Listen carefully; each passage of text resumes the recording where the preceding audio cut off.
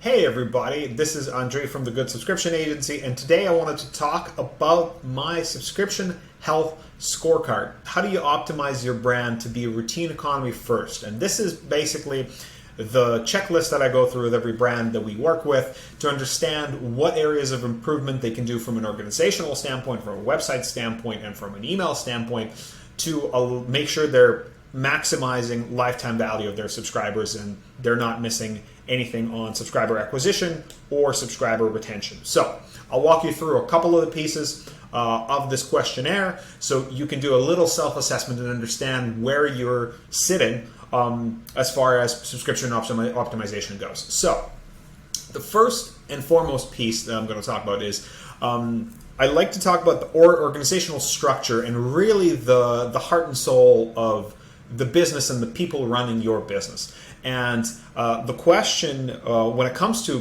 becoming a routine economy ready or subscription first company is, does your company on the C-suite level, at the top end of your organizational chart, does a C-suite prioritize and support lifetime value as the key driving force? Is LTV the key core KPI?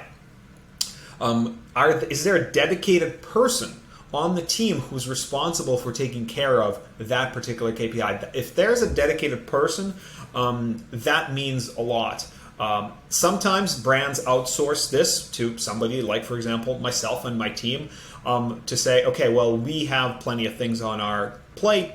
We need somebody to look after retention and LTV, for example. So that's one piece when it comes to that. Now, the next piece is basically team culture. And the question I like to ask is, how would you rate your team culture as being customer-centric from 1 to 5? And what does it mean to be customer-centric is, how often do you listen to customers? How often do you pick up the phone to talk to your customers?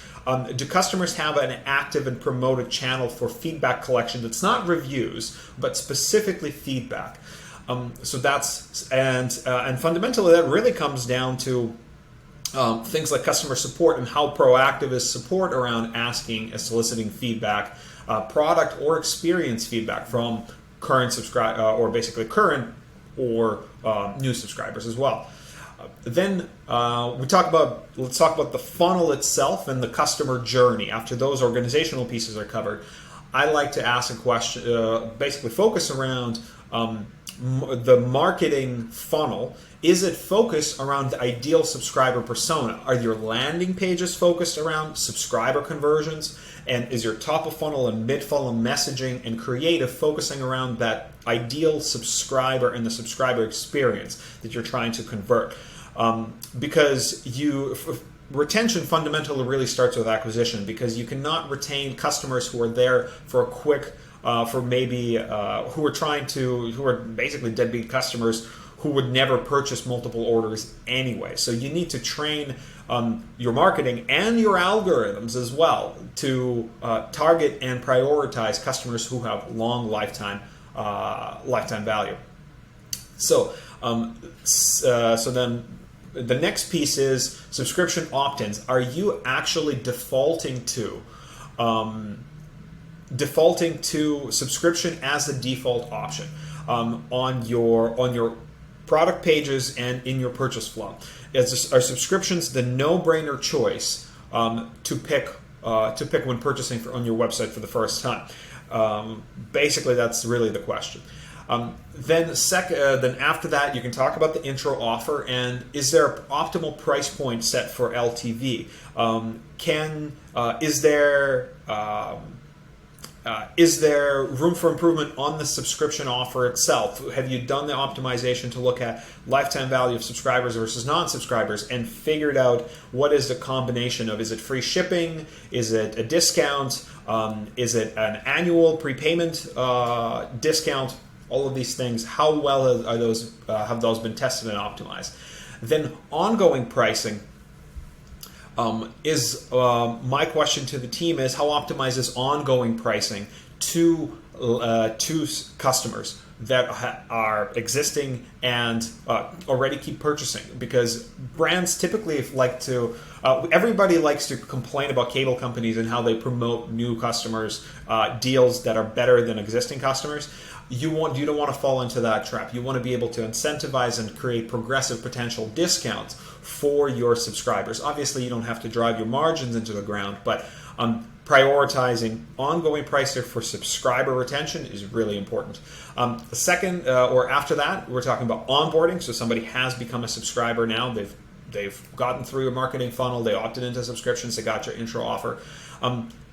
How is their onboarding experience being constantly improved and worked on? And for an onboarding experience, it truly is a way to educate customers to make the most out of their products, but as well as their subscription experience. Teach them to be super users right away. So as soon as you can, ideally within the first order window. So either prior to the first order arriving or just after. Because if they, for example, don't like or are kind of let down by the first order, you want to be proactive about teaching them about things like skip, delay, cancel, or how to reach out to your support if you have any issues. The next piece after that is the post-purchase experience. And when I say post-purchase experience, this really means order 2, 3, 4, 5, and onwards. Do you have discounts that are, or do you have incentives that are either cashbacks or rewards, but also things like upsells and cross-sells? Are you maximizing lifetime value with cross-sells of additional items? And I understand some brands might have a limited SKU count, but generally you should be comfortable cross-selling and expanding your product line to cross-sell products onto the current subscriber contract. Then the final piece, or the final couple of pieces, is you think about your churn tools, like your things that are looking after your active churn and passive churn. So now plenty of apps have great cancellation flows, and Recharge's cancellation prevention module is fantastic, really robust, and it allows you to customize with offers and actions and educational and personalization pieces like videos and copy to create a really human experience when it comes to cancellations. It's no longer, hey, here's 10% off if you don't like us. You could create a message from the founder, a video message from the founders saying that, hey, we hope, give us another chance. We'd love to win you over. Every single subscriber matters. We'd love to hear from you before you cancel. Maybe we can still rectify this. These can be very, very, very effective, and a lot more effective than discounts, which again, eat into your margins. And same thing for passive churn. So that's active churn and passive churn. Do you have dunning tools that are there and that are optimized to recover credit cards at an optimal rate? And as far as your tech stack goes, do you have a top tier app that powers your subscription program? For example, Recharge is a fantastic tool that has all of the features you want out of the box, as well as a vast API capability that you can build really robust custom experiences with. Really top-notch tool, can't recommend it enough. And fundamentally, the last piece is data, analytics, and feedback collection. So having clear churn data, understanding your customer behavior and also your subscriber cohorts, and drop the points why customers are churning, when are they churning, and what are the trends, really key. As well as understanding which behaviors are good customer behaviors. Are your most loyal customers, for example, re-gifting items from your subscription box when they have too much? Are you training them to do that? Are you planting that seed in their mind in your onboarding? Are they liking certain types of items in their boxes than others? If they're taking supplements or buying your coffee, are you collecting feedback on their subscriber experience as well as the product? So these are all very, very important. And fundamentally, the feedback and staying in touch with your customers is one of the best ways to actually grow your subscription business. Because leaning heavily on the lean startup methodology.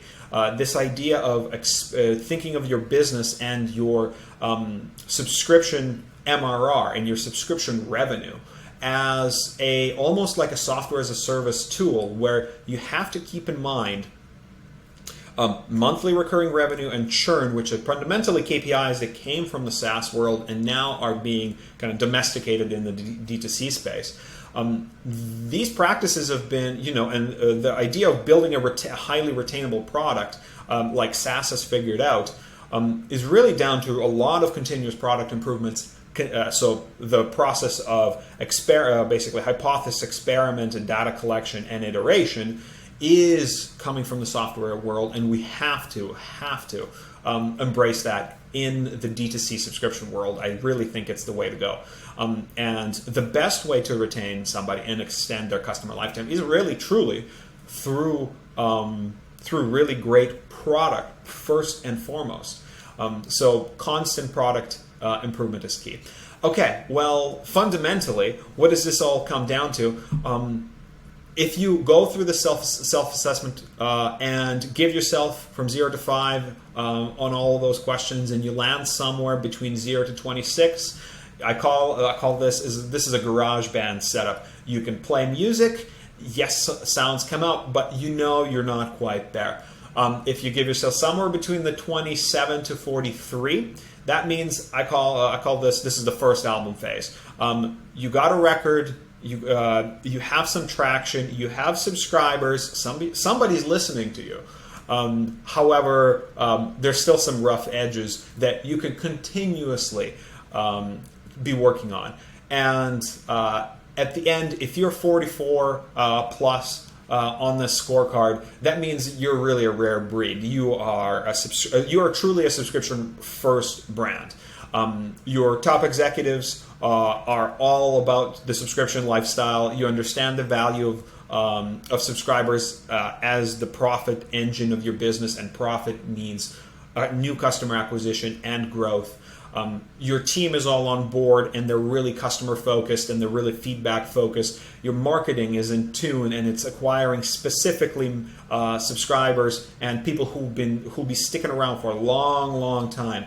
And they're finding ways to engage with them in much better ways. Your offers and your pricing and your website are really making subscriptions a no-brainer to try, and your post-purchase experience actually is even better than your purchasing experience, because that's fundamentally what being subscription first is all about. It's focusing on order 2, 3, 5, 10, 15, and how to continuously deliver that value. And you can't really do that if you don't have good feedback, good product feedback, constant product improvements. So that's the spiel on the subscription health scorecard. It's a little self-assessment tool to help you with understanding where you're at, where you can improve. And if you have any questions about any of this, you can feel free to reach out to me on LinkedIn. You can find me at Andriy Rudnyk, or you can find us at goodsubscription.agency, and our team would be happy to get in touch with you. All right, hope you have a wonderful day. Cheers.